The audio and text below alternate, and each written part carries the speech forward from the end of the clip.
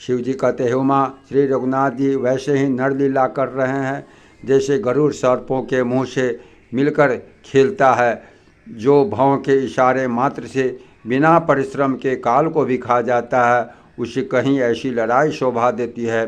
भगवान इसके द्वारा जगत को पवित्र करने वाली यह कीर्ति फैलाएंगे, जिसे गा गा कर मनुष्य भवसागर से तर जाएंगे।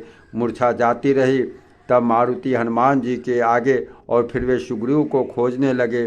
सुग्रीव की मूर्छा दूर हुई तो वे मुर्दे से होकर खिसक गए, कांख से नीचे गिर पड़े।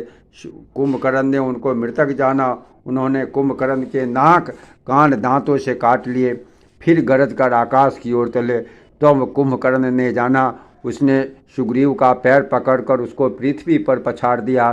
फिर सुग्रीव ने बड़ी फुर्ती से उठकर उसको मारा। तब बलवान सुग्रीव प्रभु के पास आए और बोले, कृपा निधान प्रभु की जय हो, जय हो, जय हो। नाक कान काटे गए ऐसा मन में जानकर बड़ी ग्लानि हुई और वह क्रोध करके लौटा। एक बार तो वह स्वभाव से ही भयंकर था, फिर बिना नाक कान का होने से और भी भयानक हो गया। उसे देखते ही बानरों की सेना में भय उत्पन्न हो गई। रघुवंश मणि की जय हो, जय हो, जय हो, ऐसा पुकार कर बानर हु करके दौड़े और सब ने एक ही साथ उस पर पहाड़ और वृक्षों के समूह छोड़े।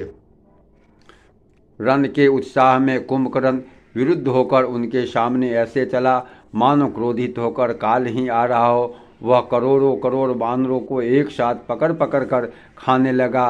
वे उसके मुंह में इस तरह घुसने लगे मानो पर्वत की गुफा में टिड्डियां समा रही हो।